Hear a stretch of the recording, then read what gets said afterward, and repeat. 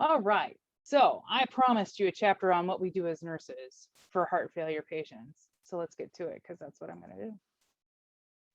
I just finished talking about our interdisciplinary functions and how we team up with dietary and medicine to be able to help people keep fluid off. So when we are assessing a person with long-term heart failure or chronic heart failure or heart failure in general, we're going to be doing some subjective data gathering. We're going to be taking a look at their past health history. Do they have any cardiac history or diseases that increase that risk for cardiac dysfunction? What drugs are they taking?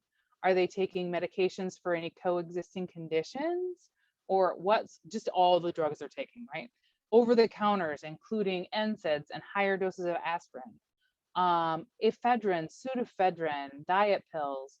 So, these diet pills sometimes have these uppers. The other thing is we want to take a look at their caffeine intake, and we also want to take a look at their energy drink usage. I know a lot of people in college get by on caffeine and energy drinks, but they can really wreak havoc on your heart. We'll also do some subjective data about fatigue. How are they feeling? Are they having more problems with depression? Are they having problems with anxiety?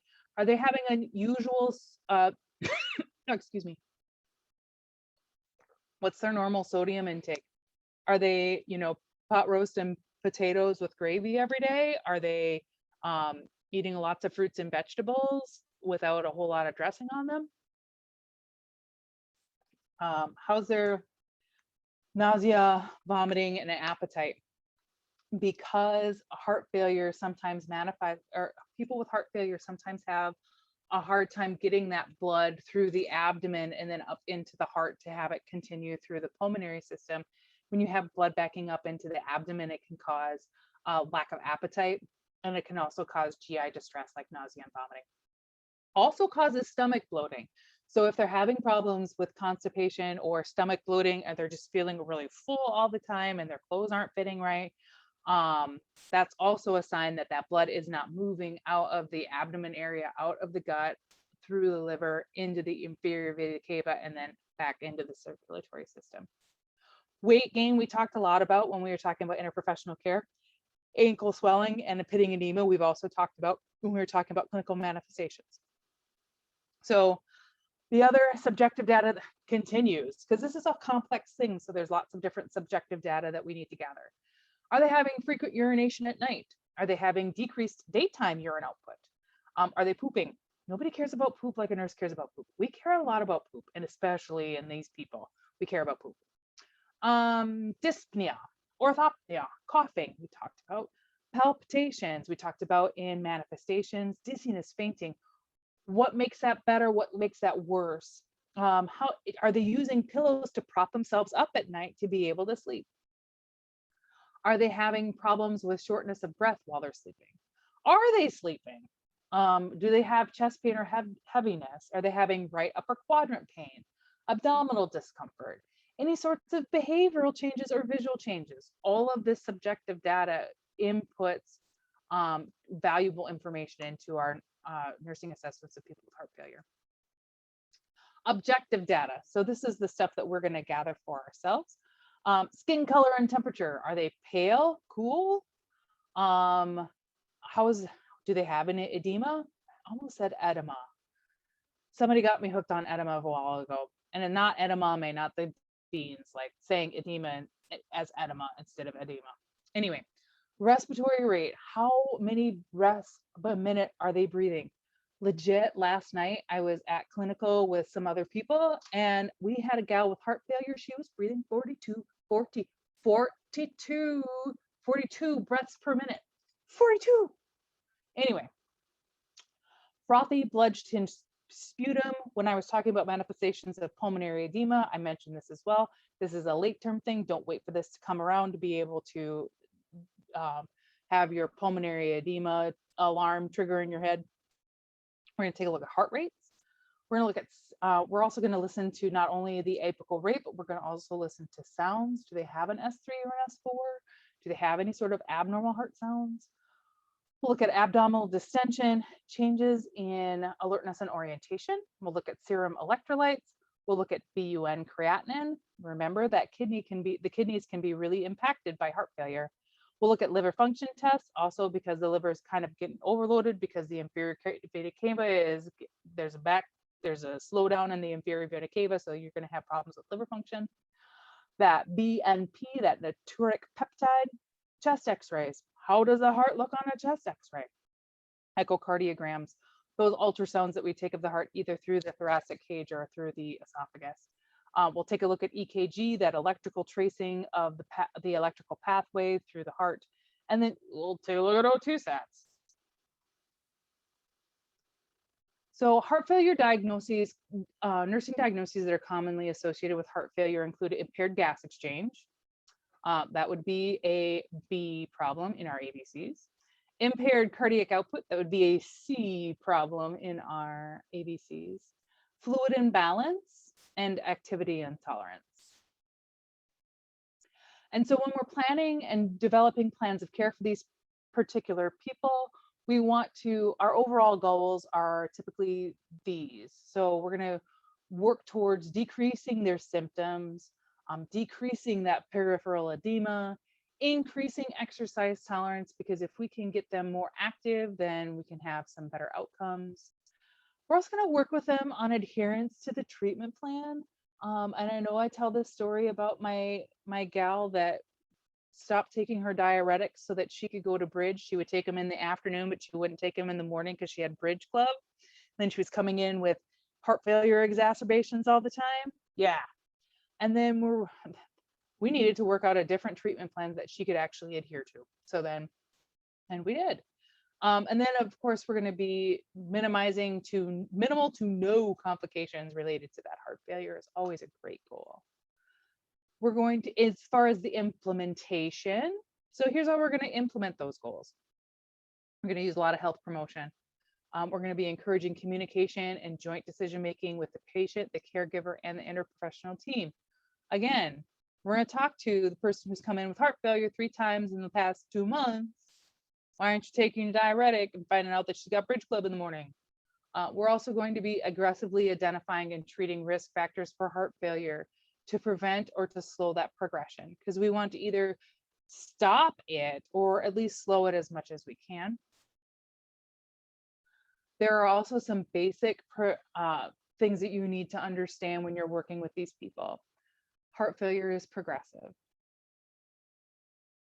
And treatment plans need to be established with quality of life goals, not just with preservation of like cardiac function goals. If they are being able to meet their quality of life, they're much more likely to adhere to what we're doing. Symptom management depends on that adherence and to self-management protocols. We need to understand that precipitating factors, etiologies, and comorbid conditions must also be addressed. Complex care needs also require multiple settings. We may have to break up their care just a little bit. And these support systems are essential to the success of the client in our plan. So how do we do this specifically though, Jess? Come on, that's great general information. How do we do it specifically? So we're going to be teaching them how to monitor their respiratory status and helping them do that. We'll teach them about oxygen therapy and how it's not such a bad deal after all. We'll teach them about semi-Fowler's positioning. There's some really basic things that we can help them with. We're going to be monitoring their hemodynamic status when they're in the hospital with us. We'll be doing daily weights, both in and out of the hospital. Daily weights in and out. Daily weights in and out of the hospital. Measuring their INO while they're here, while they're inpatient. We'll be administering prescribed drugs, and we'll be monitoring them for the side effects of those drugs as well. We'll be monitoring their edema, not edema, edema. We'll be clustering our cares so they can get some good rest in between their activity. We're going to be providing some diversion activities as well, monitoring the response to any activities. This is a collaborative event or a collaboration between us and OTPT. I'm going to work with them on reducing their anxiety.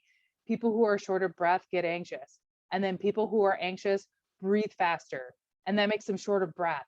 So if we can interrupt that process before it gets to be this really big cycle and cyclical circle tornado thing, the better off everybody will be.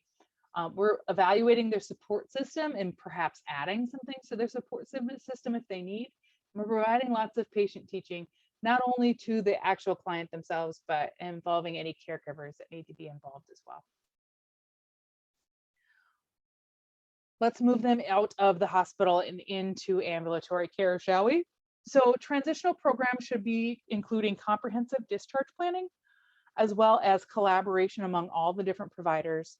And then these people are going to have a really good planned out, scheduled, timely follow-up with their healthcare providers.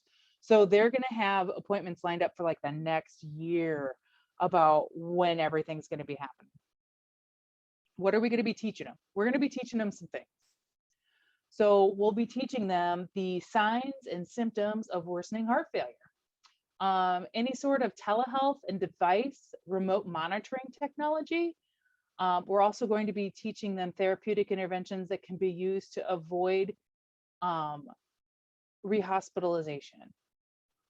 Nobody wants to be in the hospital, and you're much more likely to get a hospital-acquired infection the longer you're there and the more often you're there. So let's just keep that hospital-acquired infection out of your realm of possibilities by keeping you out of the hospital. In addition to the signs and symptoms of worsening heart failure, we will also be teaching them about their drugs, basic mechanisms of action, signs of drug toxicity. A lot of their drugs, beta blockers, digoxin, a lot of them they're going to need to know about how to take their pulse for a full minute. The other thing they're going to need to know is perhaps some home blood pressure monitoring, and then things to watch out for if they don't have enough potassium, hypokalemia, or hyperkalemia when they have too much. Both of the potassium is totally necessary to be able to do cardiac muscle functions, and if you don't have enough of it, your muscle ain't going to function right. If you have too much of it, your muscle ain't going to function right. So you need to make sure that they have an understanding about what that looks and feels like, and then they can come in and get it checked out. We also will encourage cardiac rehab. We're going to individualize that rehab to each of our clients. The importance of rest periods, energy conserving behaviors, any environmental changes that might be needed. Perhaps can they move their bedroom from, the second story down to the first floor? Maybe even a bigger environmental change than that. Maybe they need to move out of their 2-story home into like an apartment, condo, townhome thing. And we're going to be consulting with PTOT to be able to help that be maximized. A lot of facilities, even my little like up north facilities in Duluth and my facilities in Fargo, where I call it the Wild Wild West in Fargo, North Dakota, we had a cardiac rehab program. People came in as outpatients. They did exercise under the supervision of PTOT and RNs, and were able to help rebuild some of their cardiac function through those interventions and exercises. Let's work with them towards that. So there are some different mechanical circulatory support mechanisms that can be surgically used. These are therapeutic options for stage D. That's the end stage of heart failure. So that there's chronic inotropy therapy. We can put in mechanical circulatory support devices.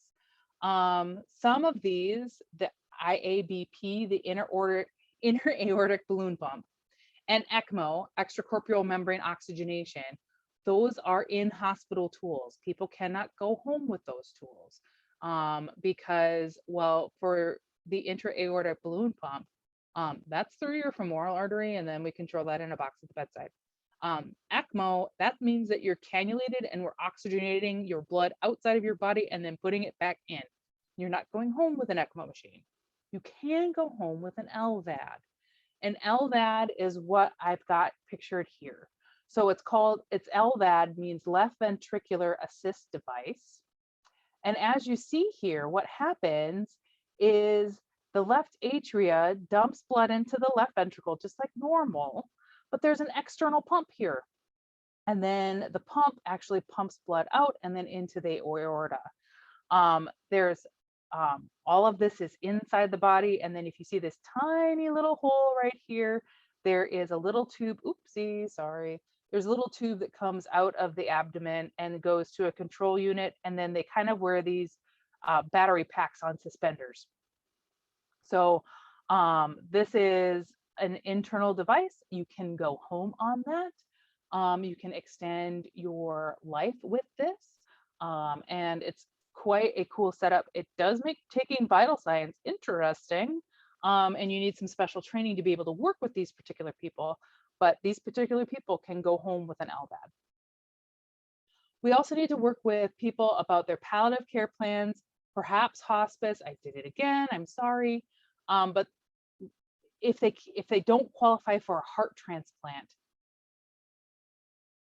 we do need to start taking a look at advanced directives, what the big goal is, what are, what's the ideal situation, considering the not so great situation that they're in.